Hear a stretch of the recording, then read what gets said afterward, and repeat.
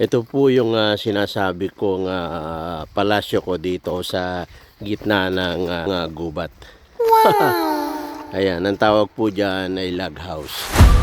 So, tatlo po kami. May dalawa akong kasamang taga-Africa. Ayan.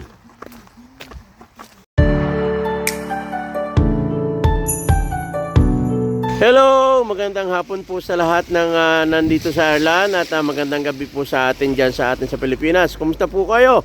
Medyo umuulan po ngayon, umaambon at lumabas po ako kasi para makapaglakad-lakad. Ito, pabalik na ako. Kaso medyo umaambot. Mahina pa naman at buti na lang at meron akong dalang raincoat kung makikita nyo at kailangan ko rin magsuot ng reflector habang naglalakad kasi delikado po maglakad lalo na sa mga area na medyo makitid ang daan. So pauwi na po ako at bumili rin ako ng kape dito sa Sentra. So naisipan ko na maglakad. Bali po ang layo mula dun sa bahay ko ay 30 minutes.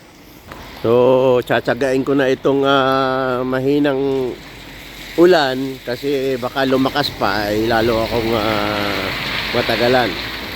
So ayun po, at kung nakikita nyo itong area ko, bali ang area ko po ay dito sa Kelmesan sa County Meath. So at habang naglalakad ako, kaunting kwentuhan po tayo bago hanggang sa makarating ako dun sa aking tinitirhan. Dito ako dadaan sa gilid. Nakikita nyo, bali po noon po tayo.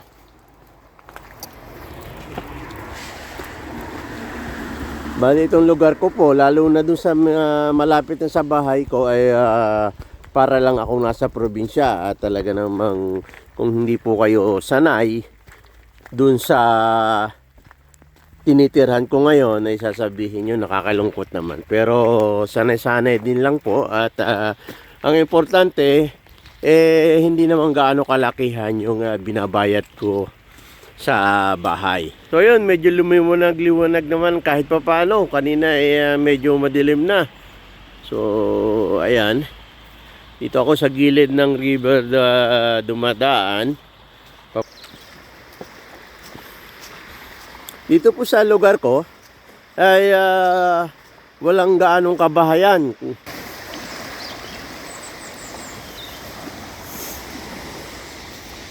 Yan. Ang putik, shit. Dudumi yung sapatos ko.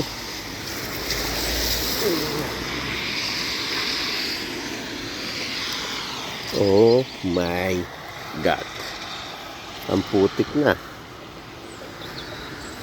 Oh, yeah.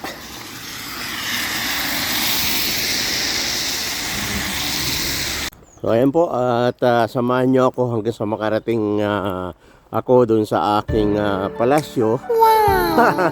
Kung makikita po nyo ay baka sabihin nyo matakot kayo o nakakatakot naman dito sa bahay nyo o sa lugar ko at malungkot. So ayun, samahan nyo ako habang naglalakad po tayo ay kwentuhan po muna tayo. Buti na lang po at medyo liwanag dahil kanina po ay medyo umaambo na at madilim na. Akala ko hindi titila. So ayun po, gaya nga po ng sinabi ko sa inyo, sa kumpanya po namin ay importante sa kanilang makapagtrabaho ng Sabado. Okay lang sa kanilang bumayad ng overtime at importante magawa yung dapat gawin. So yun, minsan nga lang po talaga ay kailangan ng pahinga. So kung gusto nyo magpahinga, sabi ng amo ko ay Monday pwede kang magpahinga. Yun nga lang, absent pa rin. So ayun, siyempre pumunta po tayo dito sa Ireland dahil para magtrabaho at para sa ating pamilya. Kaunting tiyaga-tiyaga po. Dati kung sa munahan wala akong overtime. So dito ikaw ang susuko sa trabaho. So ganun pa man, hanggat malakas ay sige lang po, trabaho lang po tayo hanggat kaya pa, kasi kailan tayo titigil sa trabaho. Kung kailan tayo matanda na, ay doon tayo sige ang trabaho. So ayun, salamat kay Lord, kahit papano ay meron pa ring overtime, pandagdag sa allowance.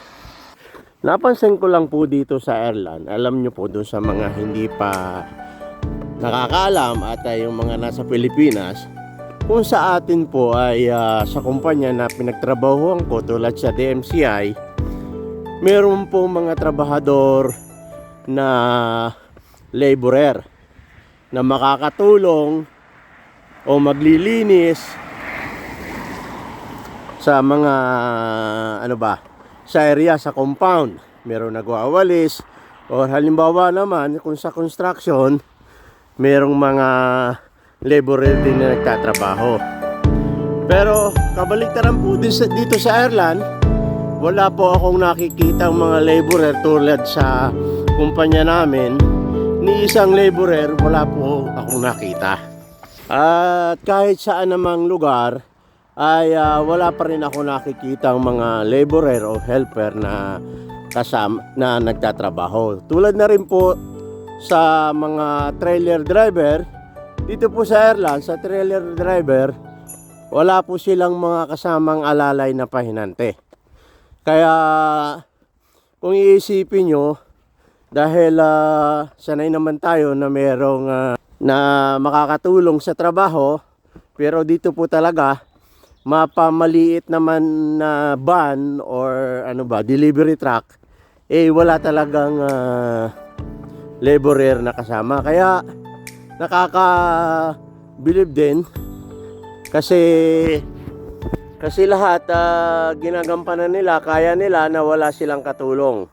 Ultimo nga po dun sa pagkakabit ng scaffolding, tulad nung nasa Monahan ako, ay hindi sagot ng karpintero ang maglagay ng scaffolding. So kung sino yung nagpapatrabaho ay siya ang magkakabit. Tulad nung anak ng amo ko dati sa Monahan, katulong niya ako sa tinulungan ko siya sa pagkabit ng scaffolding.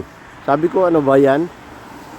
So ayun, mapa ibang trabaho man, ganun pa rin, wala pa ring alalay sila.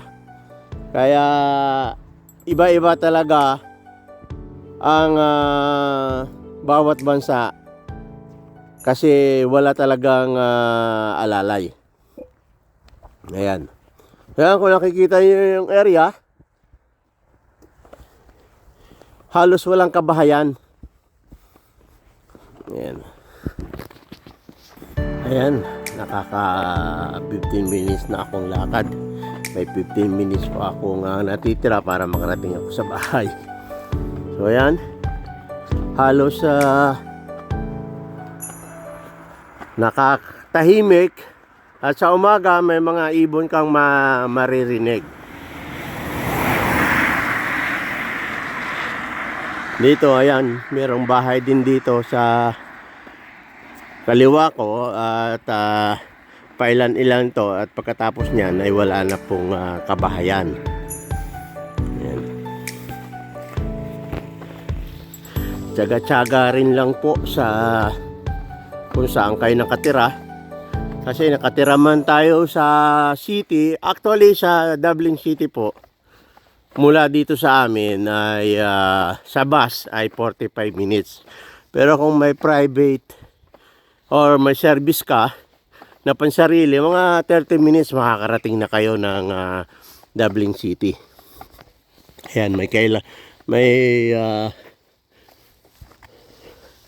kaunting kabahayan dito. So para sa akin, hindi naman kalayuan na rin yung papuntang Dublin City, dahil 30 minutes sa service, or sa bus naman ay 45 maximum, dahil siyempre sa bus marami pong mga dinadaanan pang bus station.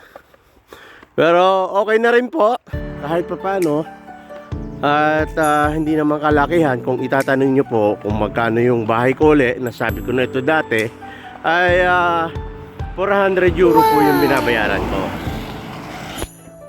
Bali po yung bahay ko po ay pabahay ng company, pero hindi po libre yun. At kahit pa paano naman ay mababa naman ang singil. Sa 400 euro pong binabayaran ko sa bahay ay kasama na po ang ilaw at saka heater. At after nitong mga kabahayan, wala na pong bahay kayong makikita, kundi bahay ko na.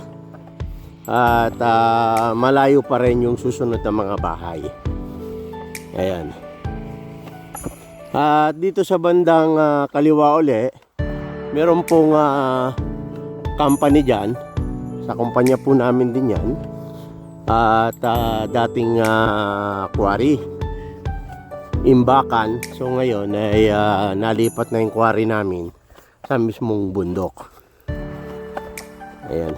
Itong kalsada ay medyo pa-incline, kaya medyo maganit-ganit maglakad. Medyo pahon. Ayun. So ayan, ito yung sinasabi ko po sa inyo na malapit sa bahay ko ay meron po rin kaming branch dito. Bari pag-aaray po ng kalsaran ito mula dito hanggang doon sa bahay na inuwian ko. Ayan. Ilang meters din lang po ang layo mula doon sa bahay ko. Ayan. Ayan, ilang minuto na lang at makakarating na po ako sa bahay ko at makikita na rin po nyo ang aking palasyo. Talaga namang kaisa-isang bahay po sa gitna ng gubat. Ayan. Medyo nakakalungkot po talaga maglakad dito dahil wala namang bahay. Ayan. Makikita nyo. Para lang tayong nasa probinsya. Ano po. Ayan. Paliko pa rin.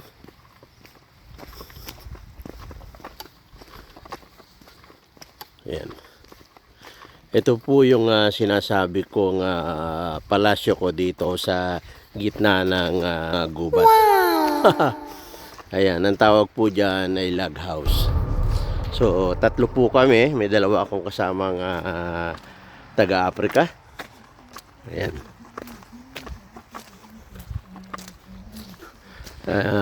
Meron kaming garahe dito.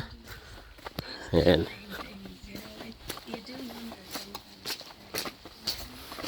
Ayan. Bali, ang kwarto po nito ay 4. Ayan. So, yun. Dito po ako nakatira. Siguro nakita ninyo ito dati. Na-vlog ko na rin. Pinakita ko lang uli. Kasi yung dating binilag ko hanggang sa bahay lang. So, nakita naman nyo yung labas at walang kabahayan. So ayan, siguro magandang mag-alaga ng kambing dito o baka para maubos na yung mga damo. So yun, at nakita na po nyo yung kung saan ako nakatira, kung ano yung area ko. Talagang medyo nakakalungkot.